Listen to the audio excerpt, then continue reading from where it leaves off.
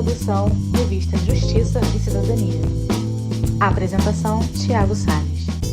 Para debater os primeiros impactos da nova Lei 14.112 de 2020, que vigora desde janeiro desse ano, a revista Justiça e Cidadania orgulhosamente promove esse webinar 120 dias da nova Lei de Recuperação e Falência, que também vai resultar em um novo episódio do nosso programa de podcast Conversa com o Judiciário.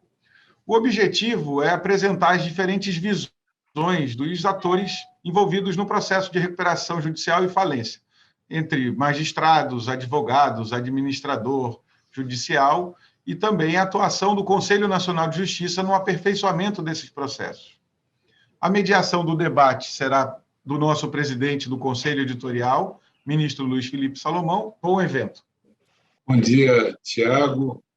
Bom dia, meus queridos amigos, conselheiro Marcos Vinícius, juiz Paula Sede, doutora Ana Tereza, doutor Bruno Rezende.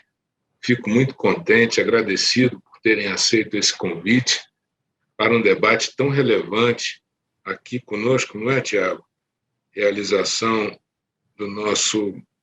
de mais uma conversa com o Judiciário, da Justiça e Cidadania. Nós estamos realmente uma usina de ideias, de ações, de eventos.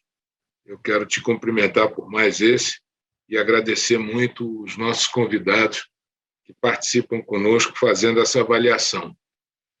120 dias da nova Lei de Recuperação e Falência. Eu costumo dizer, já estou há quase 12 anos aqui no STJ, principalmente na área do direito privado, que nós conseguimos aqui, eu acho que depois de um tempo, né, conseguimos sim enxergar a floresta inteira e não uma árvore só, quando, na medida que o tempo passa, as demandas vão chegando, já aí debatidas pelos juízes, pelos tribunais, e nós conseguimos, então, fazer um balanceamento, né, um equilíbrio para uma jurisprudência estável em torno da recuperação judicial. Tudo agora vai começar de novo, por conta da nova lei, que está agora completando 120 dias e que causou uma revolução no sistema de insolvência, a Lei 14.112 de 2020. Todos nós que estamos aqui participamos um pouco do seu debate, da sua implementação, e agora estamos aí avaliando os seus efeitos. Então, para o STJ, é um tema que vai ser ainda lapidado, vai ser construído a partir das ações que vão sendo desenvolvidas no âmbito estadual, no trato da matéria. Então, é muito interessante esse debate de hoje, porque nós vamos ter a visão do conselheiro que participa junto comigo, uma honra para mim, do nosso grupo de estudo, do nosso grupo de trabalho lá no Conselho Nacional de Justiça, tendo aí uma visão da política judiciária para o sistema de recuperação. Então, é muito importante a sua visão do ângulo administrativo, do que o CNJ tem feito em torno desse assunto. Em seguida, vamos ter a visão do juiz, né, que é um juiz que atua diretamente com o tema numa vara de recuperação. Acho que o nosso debate vai ser muito feliz, porque também vai contar com quem está auxiliando o juiz na administração da recuperação, que é o doutor Bruno, e quem está do outro lado do balcão pleiteando essas novas medidas, provocando o judiciário, que é a doutora Ana Tereza, de modo, então, que eu tenho certeza vamos fazer um belíssimo debate. Já vou, sem mais perda de tempo, já vou começar a perguntar ao nosso conselheiro Marcos Vinícius como tem sido o trabalho no grupo do CNJ, quais são os resultados imediatos e quais são, em perspectiva agora com a nova lei, quais são as primeiras medidas que o grupo de trabalho vai realizar. Conselheiro, por favor. Bom dia, ministro Luiz Felipe Salomão, na sua pessoa, cumprimento todos os demais presentes nesse nosso colóquio. Utilizando as próprias palavras do ministro, né, essa nova legislação ela apresenta um caráter revolucionário e é um marco, né, nessa tentativa da reabilitação mais rápida do ambiente de negócios que envolve as empresas diante da função social, né, da sua destinação constitucional que a atividade econômica, que a atividade empresarial tem, na realidade, na contribuição de um bom ambiente de negócios, e nós sabemos que um bom ambiente de negócios é vital para a produção brasileira, né, do fomento da criação de empregos, da manutenção de postos de trabalho, da capacidade contributiva, enfim. E esse grupo tem sido muito importante porque ele tem trabalhado no fortalecimento não só dessa nova legislação, trazendo ferramentais que são importantíssimos, previstos na legislação, mas é importantíssimo porque ele objetiva exatamente isso, a preservação da função social da empresa como forte estímulo da atividade econômica, né? Então, esse grupo tem trabalhado muito, estudado muito, sempre prevendo a questão da segurança jurídica, da saúde do ambiente de negócios no Brasil, a preservação do interesse dos credores, a previsibilidade, né? A questão da segurança jurídica com essa resolução que foi há pouco aprovada, estabelecendo a cooperação internacional direta, né? Comunicação direta do juiz de insolvência. Então, assim, esse grupo de trabalho tem um grande objetivo de conferir celeridade, efetividade, perdão, e segurança jurídica ao procedimento de recuperação judicial e de falência numa legislação que prevê exatamente isso, né? Dentro do possível, a manutenção da atividade empresarial, com a preservação dos interesses dos credores, com a manutenção dos postos de trabalho, né? Com a manutenção da obrigação tributária das empresas também, como eu falei, porque tem a sua forte função social.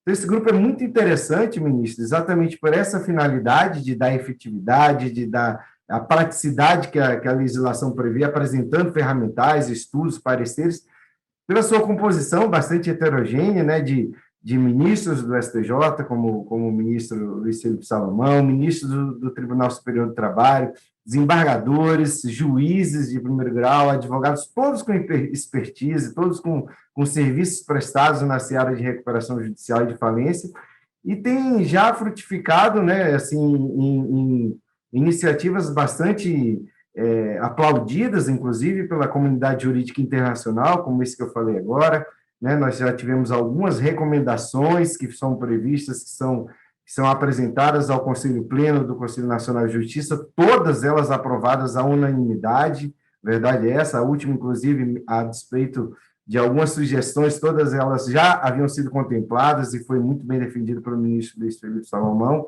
na última sessão. Então, recomendações assim que notoriamente emprestam bastante facilidade e praticidade ao procedimento, né? A recomendação 72 de 2020, por exemplo, ela estabelece a padronização dos relatórios apresentados pelo administrador judicial. Nós temos um administrador judicial presente nesse colóquio, sabe da importância desse longa-manos do magistrado num processo tão complexo que envolve tantos interesses, né? Nós também tivemos uma situação que, bem a propósito dessa pandemia, a recomendação 63, importantíssima, também aplaudida internacionalmente, que recomendou medidas para mitigação do ambiente decorrente do impacto do coronavírus, né, inclusive nos processos falimentares também. A recomendação 58, que deu também uma nova atribuição, embora não exclusivamente do administrador judicial, mas a importância do administrador judicial no uso da mediação nos processos, né, de recuperação judicial, empresarial e de falências.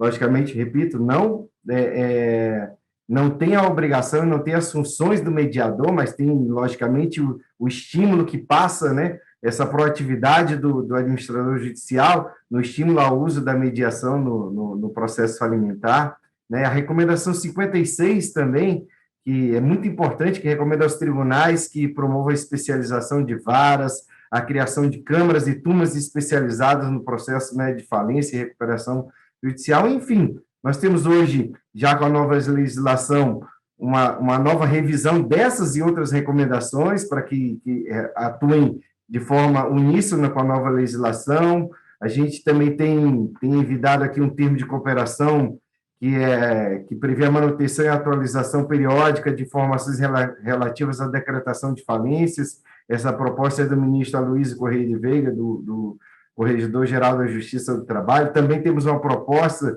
do Ministério da Economia para atualizar o banco, né, a estabelecer e atualizar um banco de dados públicos de empresas falidas em recuperação judicial. Também uma bastante inovadora, que vem a reboque de uma meta de trabalho do presidente Luiz Fux, que tem assim, a tecnologia como um carro-chefe do seu trabalho, ou seja, a ideia de assembleias com a presença de credores em localidades distintas, com transmissão por videoconferência, né, e de coleta de votos de forma eletrônica antecipada, ou seja, a gente vê nesse grupo realmente uma tentativa muito forte de trazer praticidade, não só a nova legislação, mas, enfim, tudo que envolve o processo de recuperação empresarial e de falências, por todo o bem da vida que prevê essa seara de atuação, eu falei que é a manutenção da atividade empresarial diante da sua função social e sua destinação constitucional. Muito obrigado, conselheiro. Uma visão muito interessante do nosso grupo de trabalho. E aqui participa o doutor Bruno conosco, que integra esse grupo. É um dos mais longevos grupos de trabalho que o CNJ montou e, sem dúvida nenhuma, eu não vi os outros, mas, sem dúvida nenhuma, o nosso é o mais produtivo. Editamos inúmeras medidas, algumas salientadas pelo conselheiro, e agora vamos passar para uma atualização dos atos já praticados com base na lei que alterou a lei de regência, a lei 14.112. Eu vou agora, em seguida, ouvir um pouco quem está ali na linha de frente, né? A nova lei alterou substancialmente alguns institutos, destravou principalmente a parte relacionada ao financiamento, né, a consolidação substancial, processual, a questão do financiamento. Enfim, a lei trouxe inúmeras novidades e algumas já estão em execução. Eu quero ouvir um pouquinho de cada um dos que estão na linha de frente, como isso se desenvolve na prática. Vamos começar, meu querido amigo, um excelente, grande juiz, o juiz Paulo Assetti. Bom dia a todos. Uma honra e um prazer muito grande estar aqui. Recebi com muita alegria o convite de participar dessa mesa. E parabenizo o Tiago, né, por esse projeto e principalmente pela escolha do timoneiro, né, aquele que está levando à frente esse projeto, dessa conversa com o Judiciário, o ministro Luiz Felipe Salomão, que, como ninguém, consegue aglutinar as ideias e trazer novos debates, sempre muito importante. Aproveitando a dica aí que o ministro deu acerca das inovações trazidas, eu destacaria esse ponto que me tocou bastante com relação ao financiamento das empresas em recuperação judicial. Sempre foi um obstáculo, né, para uma verdadeira recuperação das empresas, sempre houve uma dificuldade muito grande para que os agentes financeiros tivessem, eu acho que a palavra não é outra, mas tivessem coragem, né, de ingressar com o seu dinheiro numa empresa em crise, numa empresa em dificuldade. E a inovação, me parece que trouxe consigo duas palavras-chave: transparência e segurança.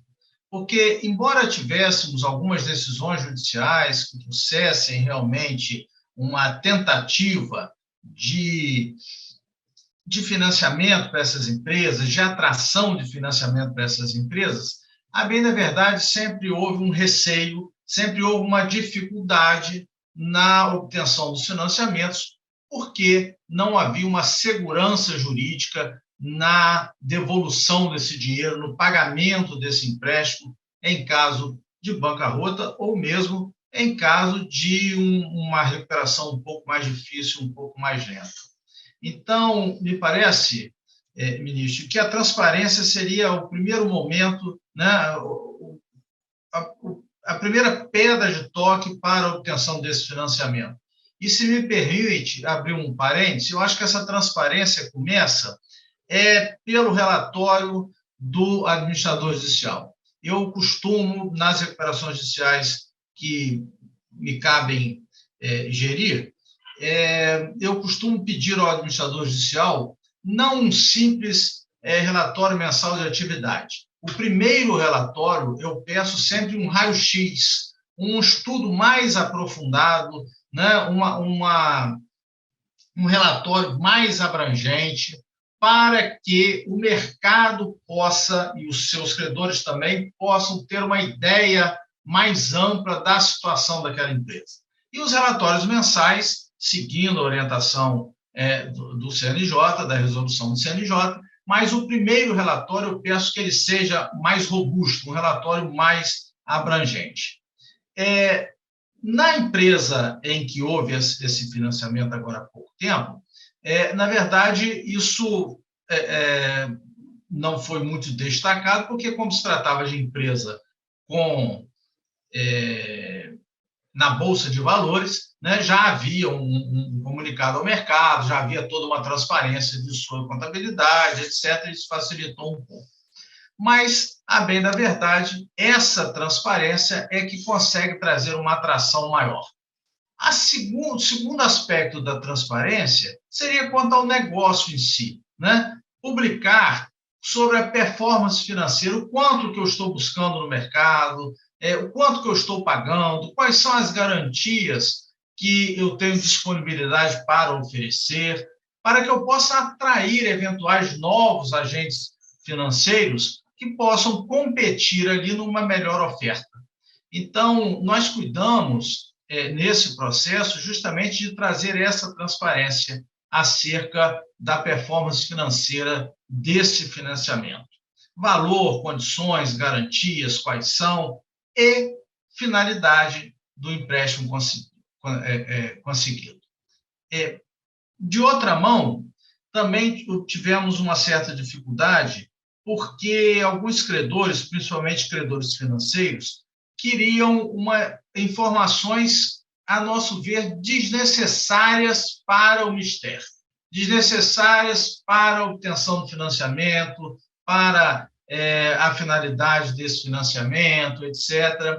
Então, o que nós fizemos? Criamos um incidente sigiloso, onde todas essas questões puderam ser analisadas tanto pelo administrador judicial, como pelo Ministério Público e pelo magistrado, mas sem abrir ao mercado essas questões de confidencialidade, até mesmo quem seria o agente financeiro, na medida em que a lei permite que qualquer um, né, possa fazer esse financiamento.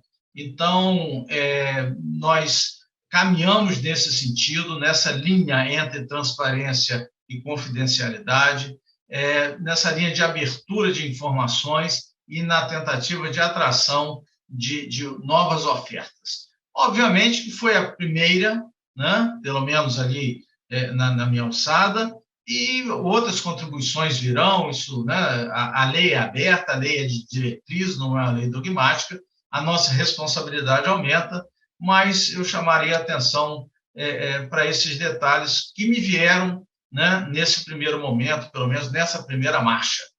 E abro aí para que novas ideias surjam, a gente possa ir construindo essa questão aí do financiamento, que é de suma importância para que a gente possa verdadeiramente alavancar essas empresas em crise e que se apresentam com pedido de recuperação judicial.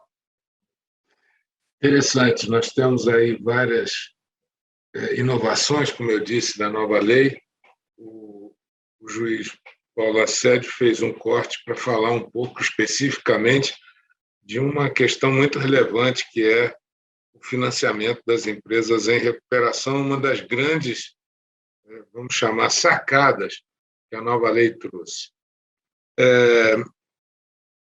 Eu vou deixar a doutora Ana Tereza por último, porque eu também queria botar uma outra pitada, além dela falar sobre a visão do advogado nesse processo, eu vou pedir a ela para traçar também um panorama atual da questão econômica, né? Como é que ela está vendo essa situação da economia impactando o movimento na área de recuperação judicial e falência, e também quais foram as medidas que ela já operacionalizou em decorrência da nova lei. E volto agora para o Dr. Bruno Rezende, que tem uma larga experiência atuando como administrador em várias recuperações e falências relevantes, é um estudioso da matéria, é reconhecido por todos nós, de modo que a sua visão vai ser muito interessante para que nós possamos, aí nesse balanço dos 120 dias, entendermos um pouco o estado da arte atual. Doutor Bruno. Eminente ministro, muito obrigado. Dentro dessa linha, ministro, e o que eu ouvi aqui, eu acho que para a gente estabelecer uma conversa realmente acadêmica, uma conversa de academia, eu pensei, eu gosto sempre de anotar algumas palavras para aí definir qual o principal tema que eu vou abordar aqui de forma bastante objetiva, né? Eu vi o doutor Paulo Assede falando de diálogo e efetividade, de transparência, como também o eminente conselheiro. E dentro dessa linha, nós que estamos aí na linha de frente do tratamento das mazelas, do tratamento judicial das mazelas da atividade empresarial, eu posso dizer que, para mim, e aí dentro desses 120 dias, a maior alteração quanto a esse agente auxiliar do juízo, quanto aos administradores judiciais, é a palavra negociação. O que pode parecer um contrassenso, né? Bruno, a gente tinha uma lei 11.101, que, na verdade, na sua essência, é uma lei negocial, é uma lei para se estabelecer uma negociação com múltiplas partes, dentro também de um processo de falência da mesma sorte. Mas o que mudou, então, com o advento da Lei 14.112 em relação à atuação do judiciário, com o seu longa-manos administrador judicial, com a negociação. A palavra negociação não existia na redação original da 11.101. A palavra negociação ou negociações, ela surgiu somente com as alterações introduzidas pela 14.112. Ela surgiu, doutora Ana Tereza Basílio, aqui o nosso norte das soluções adequadas de conflitos em questões empresariais, em celeumas empresariais, né? Trouxe aí com a sua experiência, trouxe luzes de alteração legislativa nas mediações e conciliações antecedentes e incidentais. A palavra negociação aparece, e a palavra negociação aparece principalmente nas novas funções do administrador judicial. São 3 novas alíneas lá no artigo 22. Vou falar assim, então a negociação ela é do administrador judicial? Não, ela é negociação, é do procedimento. A negociação é do microsistema judicial, do tratamento da crise da empresa e do empresário. A gente pode perceber que ela traz de forma muito cogente um comando para que o administrador judicial ele fiscalize a regularidade no andamento das negociações, que para mim, e aqui eu coloco, eu uso um lápis, estava aqui com aos que estão aqui presentes na nossa mesa virtual, eu sempre uso lápis, costumo usar um lápis nas minhas falas para dizer que tudo que eu falo é a lápis, nada definitivo, principalmente quando a gente está no ambiente acadêmico, né? Então, eu trago aqui as minhas ideias, né? As minhas impressões e, mais do que isso, os meus objetivos quando eu propus aí que fossem feitas algumas redações, algumas alterações à Lei 11.101. Quando a 14.112 traz que o administrador judicial deve prezar pelo regular andamento das negociações, ela diz que se tem que negociar. Quando ela traz de forma pragmática que o administrador judicial deve fazer e deve estimular que as partes ajam com boa-fé para a solução construtiva de consensos que resguardem o maior proveito econômico, financeiro e social para os agentes econômicos envolvidos, ela traz um dilema, ela traz um princípio muito importante que deve reger aquelas negociações. Ela traz muito mais do que uma atribuição ao administrador judicial, o princípio para as partes, que para mim está ligado à boa-fé e está ligado ao dever de renegociação. Um pouquinho diferente, inclusive, das soluções adequadas de conflitos, que a gente tem a voluntariedade como um dos atributos, dentro de um processo de recuperação judicial, e aí entra o administrador judicial tem que ser os olhos do Poder Judiciário para poder apresentar ao Poder Judiciário o diagnóstico ou raio-x ou extrato da conduta daquelas partes durante o processo negocial. Vamos seguir com a doutora Ana Tereza agora. Eu agradeço, doutor Bruno, deu para entender bem. Agora vamos com a doutora Ana Tereza. Muito obrigada, ministro Salomão. É um prazer e uma honra muito grande participar desse importantíssimo evento, presidido pelo um dos maiores juristas e um dos magistrados mais relevantes do país, nosso ministro Luiz Felipe Salomão, cujas decisões são paradigmas na área empresarial e na área do direito civil, e também um grande incentivador de reformas muito importantes na legislação, como foi a lei da mediação, a lei da arbitragem e tantas outras.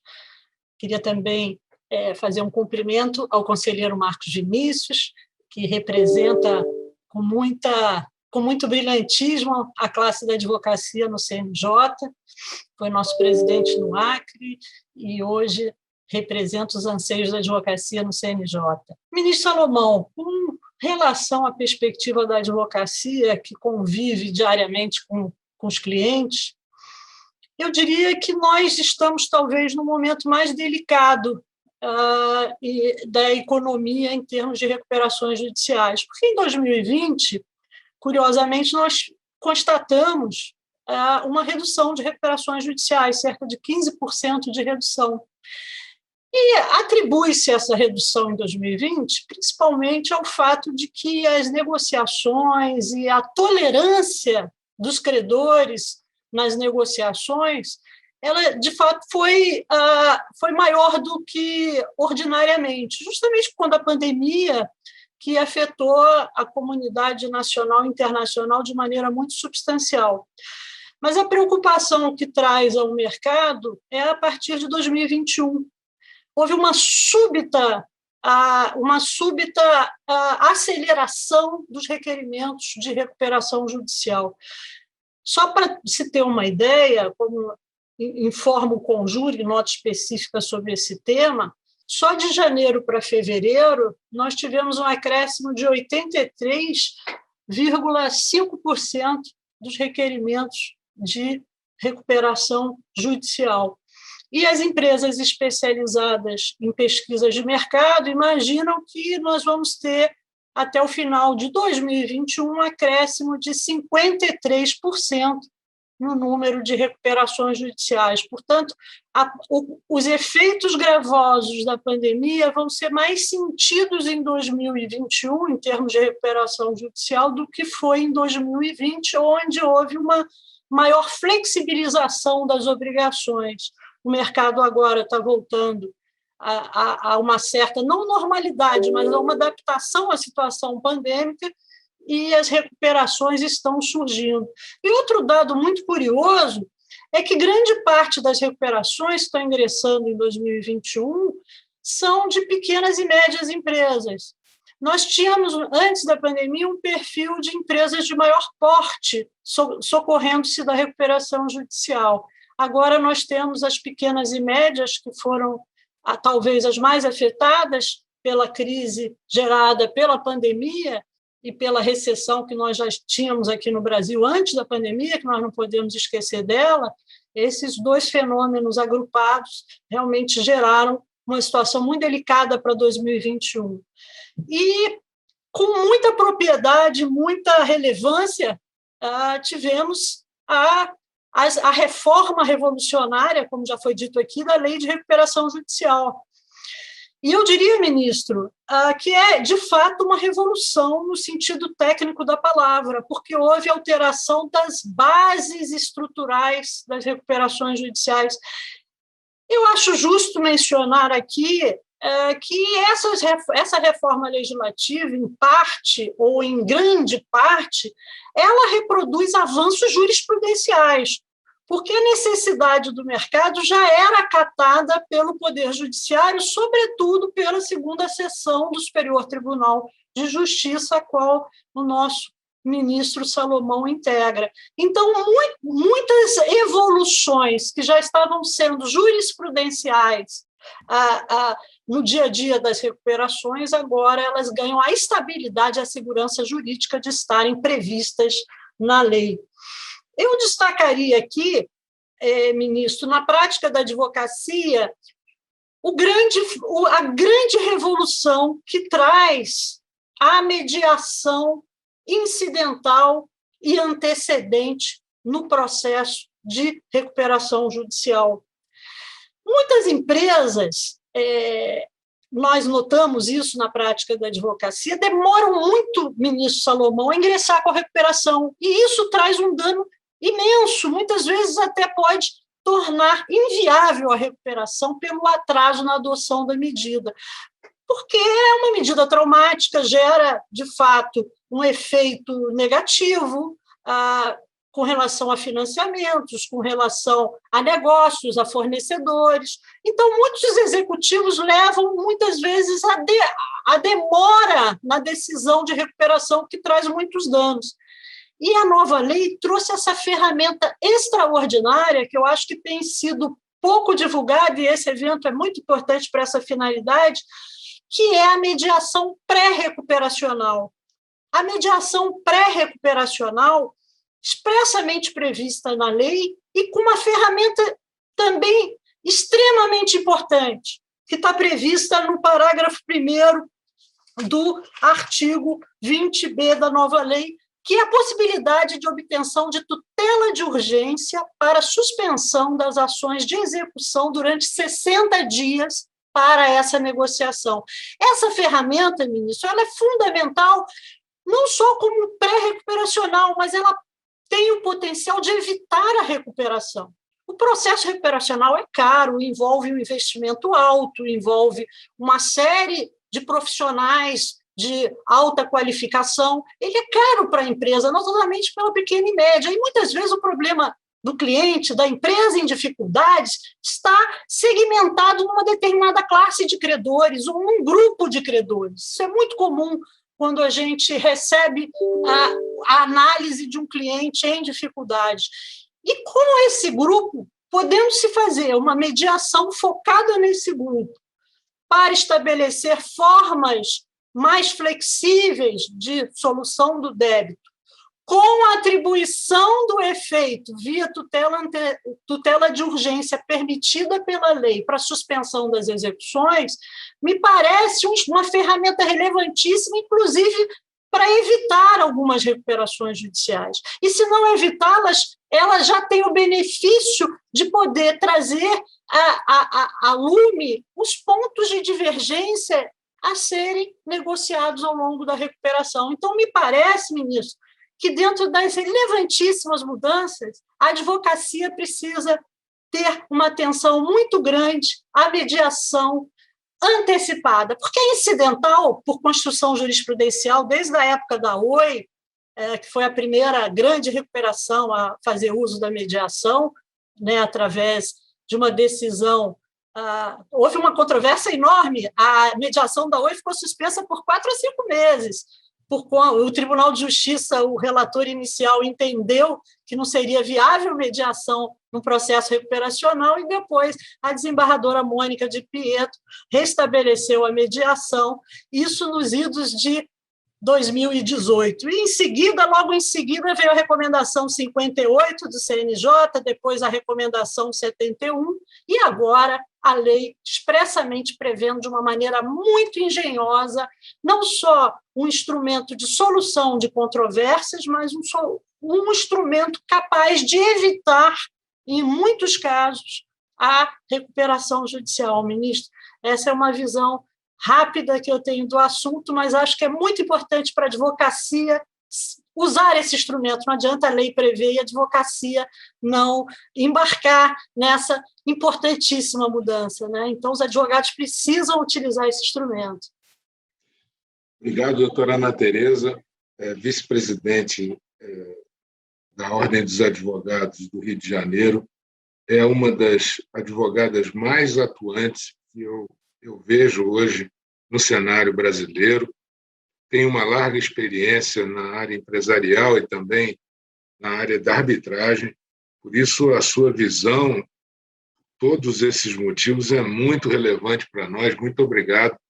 Eu penso que, inclusive, essa mudança de mentalidade para absorver a inovação que trouxe a lei mencionada pelo Dr. Bruno e agora reforçada pela doutora Ana Tereza, no sentido de avançar com a mediação, com a mediação principalmente, com a conciliação, com outras ferramentas que nós temos hoje para soluções dentro do espectro de conciliação dos diversos interesses que gravitam em torno da recuperação e da falência, preparar os profissionais para essa função é também uma tarefa muito relevante, né? Porque se os advogados têm que ter essa mentalidade, né?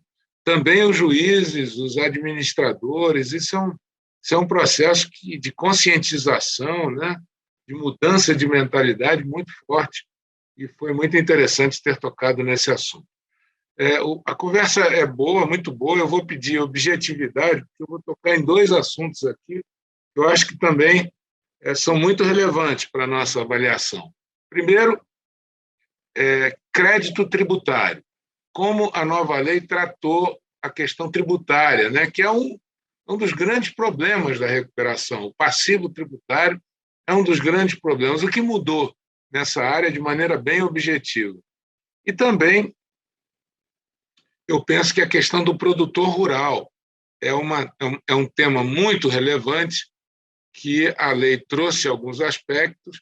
Hoje nós sabemos da pujança do agronegócio, e eu quero ouvi-los um pouco sobre esses 2 pontos. Claro que teríamos aqui, para falar, eu queria saber depois se os sejusques estão funcionando, como é que está essa questão do stay period, como é que está a verificação prévia, mas não podemos falar de tudo, temos que optar, e eu acho que os 2 temas mais candentes agora, eu vou embaralhar um pouco o jogo para a gente poder mudar a ordem aqui e trazer temas, visões diferentes. Eu vou começar com o juiz Paulo Assede para falar um pouquinho desses 2 aspectos de mudança da nova lei: o passivo tributário e a questão do produtor rural. Pois não, ministro. Eu, quando fiz o corte para falar sobre a questão do financiamento, eu fiz com o objetivo de trazer qual seria o modo de interpretação da lei, né, da 11.101, com alteração pela 14.112, porque me parece que falta um pouco, durante a lide forense, a lida forense, falta um pouco desse norte na interpretação a alguns de nós, né? A gente precisa ter em mente que a lei é de recuperação de empresa, portanto, a gente precisa buscar na interpretação da norma essa finalidade. E isso foge um pouco, principalmente, agora já um pouco mais dentro do assunto que o senhor tocou, a questão do passivo fiscal. Estava acontecendo essa dicotomia, né, entre créditos sujeitos à recuperação e créditos não sujeitos à recuperação, se me permite, estava levando a um radicalismo que não parecia levar a bom termo. Ou seja, em nome do princípio da preservação da empresa, havia como se fosse uma panaceia universal que nada mais podia ser resolvido, porque o intuito principal é a recuperação daquela atividade produtiva. De fato mas não me parece que o radicalismo fosse salutar para a verdadeira recuperação, porque o passivo fiscal, o passivo tributário, sempre foi uma pedra no sapato dessas empresas, criando muitas vezes uma recuperação um pouco canhestra, uma recuperação deficitária, porque ainda permanecia com aquela empresa um fantasma do passivo fiscal a ser, amanhã ou depois, exigido. O que me parece que a alteração legislativa trouxe foi um tratamento antes inexistente para esse passivo fiscal, ou seja, ampliou o campo para que a empresa pudesse buscar, paralelamente à sua recuperação junto aos credores sujeitos, também a sua recuperação fiscal, a recuperação do seu, ou o tratamento do seu crédito fiscal, seja através do parcelamento, que, com ampliação, né, das parcelas, seja através do parcelamento especial para aqueles impostos com desconto exclusivo na fonte, seja através da transação fiscal, e aí, buscando aí nas palavras do doutor Bruno, nas palavras da doutora Ana Basílio, né, a questão da transação fiscal. Bom, isso resolve o problema do passivo fiscal? Sempre vai resolver o problema do passivo fiscal? Me parece que não. Me parece que, em alguns momentos, ainda com isso, nós teremos dificuldade em encontrarmos uma certidão, ao final, né, na hora da concessão da recuperação judicial, uma certidão negativa do débito ou com efeito negativo. E aí eu fiquei pensando qual seria a consequência disso. Porque antes, né, a não exigência da CND se dava em razão da falta de um tratamento do passivo fiscal, seja através da lei de recuperação, seja através das leis fiscais, mas não havia um tratamento específico para o passivo fiscal. E agora há. Havendo esse tratamento, eu posso radicalizar e, uma vez não se conseguindo uma solução para o passivo fiscal, eu, na falta da CND, não conceder a recuperação fiscal, ou eu devo contemporizar isso? Trocando ideia com colegas, imaginando. Eu, num primeiro momento, confesso que pensei na fatalidade, pensei na necessidade de exigência da CND ao final, em razão da lei ter se preocupado com o tratamento passivo fiscal. Mas, depois de ponderar sobre o assunto, me parece que não. Aproveitando mais uma vez as palavras do Dr. Bruno, as palavras da doutora Ana Basílio, eu acho que a gente deve prestar atenção no comportamento dos personagens, né? Nós sabemos que o tratamento do passivo fiscal hoje ele está centrado na subjetividade, né? A Fazenda tem como ver pela índice de recuperabilidade do crédito, né? Pela chance de falência, né? Então, nós temos a questão da lealdade das partes nessa negociação, a cooperação, nós temos todas as informações prestadas. Então, me parece, ministro, se me permite uma opinião que eu estou construindo ainda, sim, anteriormente, me parece que a gente, mais uma vez, devemos fugir do radicalismo, né, para não uma exigência peremptória da CND para a concessão da recuperação judicial, mas uma verificação do comportamento das partes para o tratamento desse passivo fiscal. Porque, muitas vezes, esse passivo fiscal pode não estar passível de ser tratado através das regras postas. As regras melhoraram, o legislador se preocupou com isso, trouxe diversas possibilidades, né, de tratamento, mas pode ser que a gente veja, num determinado caso, que esse tratamento não foi possível, não por uma inércia da devedora, não por uma falta de cuidado da devedora, mas por uma questão casuística que, de fato, levou a esse impasse. Então, me parece que a jurisprudência deve caminhar, assim, fazendo uma previsão para o futuro, mas me parece que a jurisprudência ainda deve caminhar no sentido de não haver uma exigência peremptória da apresentação da CND, mas sim um cuidado maior nessa verificação. Não uma regra de dispensa da CND, o que, se me permite dizer, estava trazendo um certo comodismo às empresas de recuperação. A CND não tem sido exigida, tem sido dispensada ao final, então eu vou varrer essa sujeira para debaixo do tapete e depois eu resolvo essa questão fiscal. Agora não. Eu acho que agora a gente pode, sim, dispensar a CND, mas depois de uma ampla verificação do comportamento dessa empresa e da tentativa dessa empresa de ter resolvido esse passivo fiscal e ter efetivamente enfrentado essa dificuldade. Então, me parece que aí a gente consegue fazer uma sinergia maior entre o fisco e a recuperação fiscal, né? Então, seria a contribuição que eu me permitiria tentar dar aí nesse momento. Obrigado, Paulo. Eu vou deixar o conselheiro por último e vou pedir à doutora Ana Tereza para apresentar a visão dela sobre esses 2 pontos. Obrigada, ministro.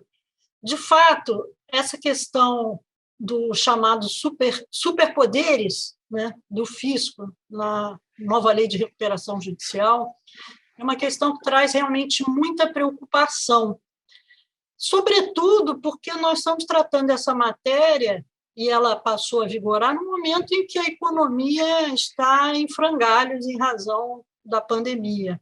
Então, é um assunto extremamente delicado. Agora, uma pergunta que nós precisamos fazer para refletir sobre o assunto é a seguinte: quantas recuperações judiciais que hoje estão em curso e foram bem-sucedidas ou estão sendo bem-sucedidas, e se tivessem se iniciado com a vigência da nova lei, será que elas teriam sido deferidas? Será que elas teriam avançado como avançaram, né? Levando ao pé da letra a legislação atual da nova lei, nós teríamos pouquíssimas empresas aptas a requerer a recuperação judicial. Isso por um fenômeno muito, muito conhecido, porque o empresário, a prática demonstra isso de uma maneira bem ostensiva, a primeira despesa que ele para de pagar é o fisco, porque os empregados, se ele parar de pagar, ele não vai ter o serviço essencial à sua atividade. O fornecedor, se ele parar de pagar, ele vai ter matéria-prima. Então, é natural que o primeiro a não ser pago seja o fisco. Se exigir CND para ingressar com recuperação judicial, eu acredito que nós vamos simplesmente ter muito poucas ou quase nenhuma recuperação judicial. E aí se alega, não, mas a nova lei prevê parcelamento, prevê a transação com um desconto de 70%. Eu diria o seguinte: é absolutamente pacífico entre a advocacia, pelo menos, e a maioria dos empresários, que esse parcelamento ainda é muito tímido que foi dado pela lei. O empresário que está devendo ao fisco e tiver que pagar em 120 meses, o cobertura é curto. Ou ele paga, ou ele faz uma proposta melhor para os credores trabalhistas, para os credores quirografários, ou ele paga o fisco. Quem está em recuperação não está com disposição de recurso, ao contrário, está numa situação de dificuldade. Então, eu acho que a nova lei deu um privilégio, ministro, muito expressivo ao fisco, e me preocupa menos a questão do CND, que eu tenho certeza que a jurisprudência vai amenizar e sempre utilizá-lo com o princípio da proporcionalidade, e mais me preocupa a questão da execução fiscal e da possibilidade de penhora determinada pelo juiz da execução fiscal, a ser depois, no máximo, alterada, se for um bem de capital, pelo juiz recuperacional. Isso pode gerar uma inviabilização das empresas. Uma penhora online numa empresa em recuperação de um crédito fiscal expressivo inviabiliza todo o trabalho recuperacional. Então, eu acho que, seja a transação, seja o parcelamento, eles foram extremamente tímidos na concessão de benefício, levando em conta uma empresa em recuperação, e acredito que a possibilidade de penhora direta pelo juiz da execução fiscal pode trazer embaraços terríveis à recuperação judicial. Eu aqui cito o exemplo da Oi, por exemplo. A Oi não estaria em recuperação judicial se os juízes da execução fiscal pudessem fazer a penhora online após o seu requerimento de recuperação judicial. porque teriam sido feitas penhoras online de quase 4 bilhões de reais e a empresa teria falido. Então, é uma questão também, doutor Paulo, que merece um cuidado muito grande, sobretudo do STJ, com relação a essa competência liberada dos juízes federais, que é um pleito da PGFN. A PGFN não se satisfaz com as decisões, o que é compreensível, com as decisões dos juízes recuperacionais, dos juízes estaduais recuperacionais, de privilegiar sempre a tentativa de recuperação da empresa. Agora, talvez o remédio seja forte demais e possa matar o paciente, inclusive em prejuízo do fisco, né? E eu lembro aqui que, na falência, o fisco é o terceiro em prioridade, não é o primeiro.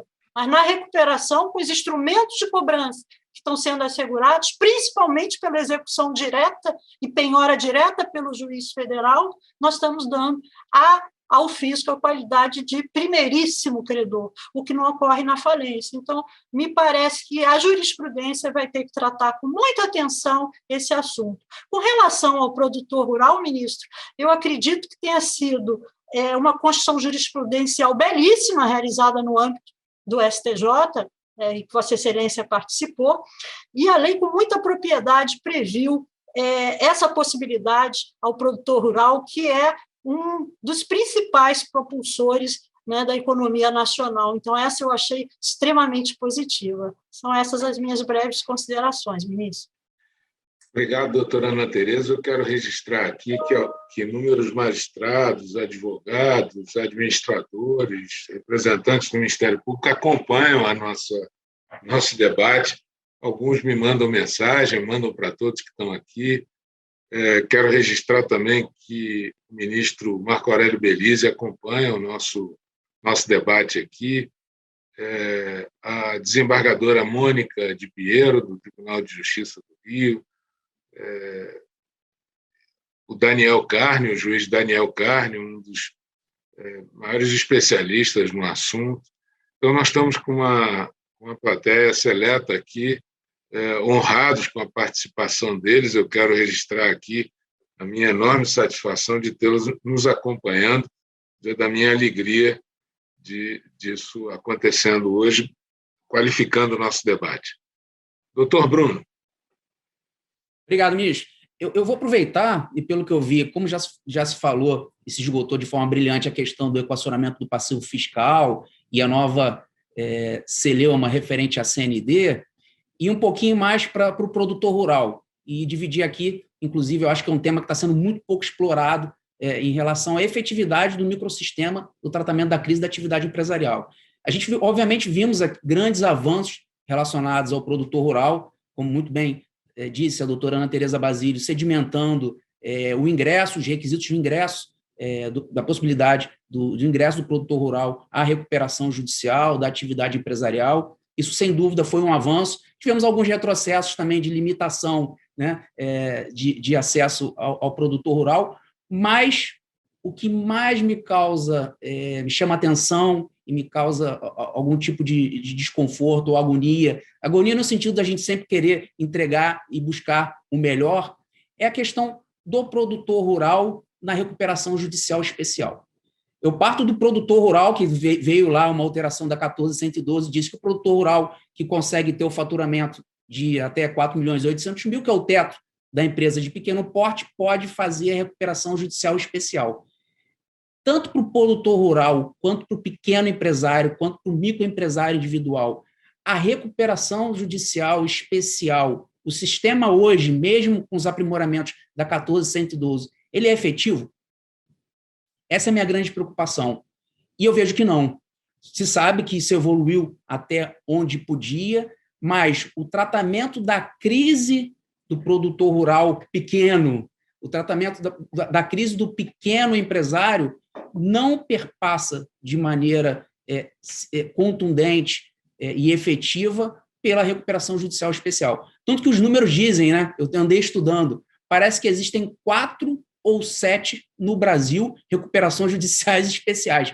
Não importa, sendo 4 ou 7, né, são muito poucas. Dentro, inclusive, do nicho do microempresário, de empresário de pequeno porte, das MPS, isso representa 2%.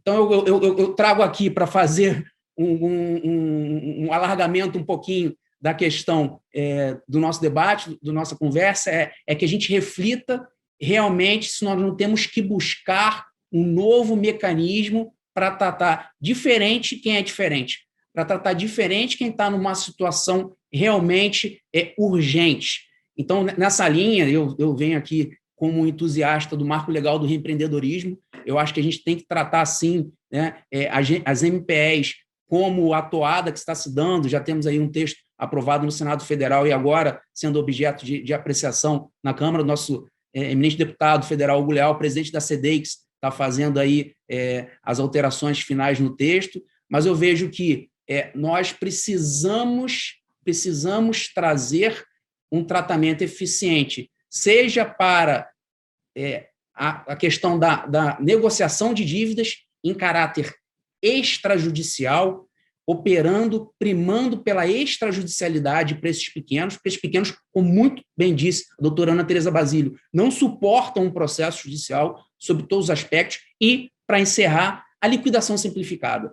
A gente tem que trazer à tona para o nosso país, aí conectados com a União Europeia, conectados com os Estados Unidos, com a União, com a legislação americana, o pequeno empresário de boa-fé que empreendeu e não deu certo, se ele entrega num processo extrajudicial transparente e efetivo tudo que ele tem que ser dada oportunidade para ele para recomeçar. Inclusive, e aí só para arrematar, a questão fiscal. A gente não pode estabelecer, a gente não pode cultivar no nosso país a pena perpétua de não restabelecimento empresarial.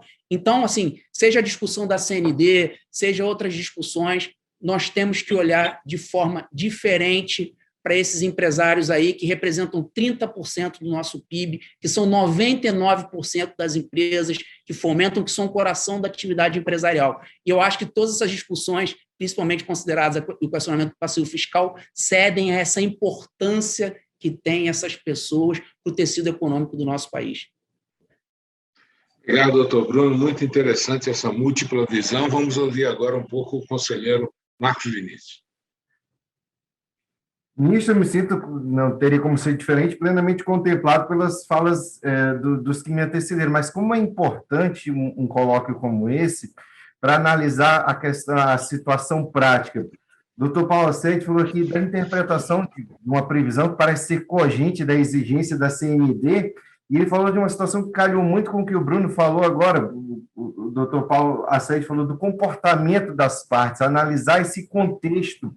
E o Bruno veio falando da caracterização da boa-fé, né, daquele que se presta a uma recuperação judicial, que calhou também com a doutora Ana, que falou que é impossível hoje, dentro do que a legislação prevê, que aquele que se submete à recuperação, que ele consiga arcar com todas as obrigações diante da obrigação fiscal que se põe na nova legislação, que a despeito de ter ampliado as possibilidades de saneamento, né, da capacidade da obrigação tributária, pelo que eu vejo aqui, na prática ainda tem muito a avançar. Então, é importante esse tipo de estudo, de colóquio, para que a gente veja que se tivemos avanços, sim, como até o Bruno falou em relação também ao produtor rural, pela importância que tem na atividade econômica, ainda pendem restrições que dificultam muito a grande finalidade da legislação e da própria Constituição, que é a manutenção da atividade empresarial. Muito obrigado pela participação de todos, pelo tempo que destinaram no nosso aperfeiçoamento. Muito obrigado. Eu devolvo a palavra ao Tiago, editor executivo da nossa revista Justiça e Cidadania. Muito obrigado, ministro. Muito obrigado aos nossos convidados e também aos nossa audiência. Esse foi o webinar 120 dias da nova Lei de Recuperação e Falência, realizado pela revista Justiça e Cidadania, que contou com o apoio do CNJ, do STJ e do Instituto Brasileiro de Insolvência. Queria aproveitar aqui e registrar um agradecimento à minha sócia, e é que quem coordena todos os bastidores aqui do nosso evento, que é a doutora Érica Branco, diretora-chefe da redação da revista. Agradeço a todos, encontro vocês no nosso próximo episódio. Até lá. Conversa com o Judiciário. Produção, Revista Justiça e Cidadania.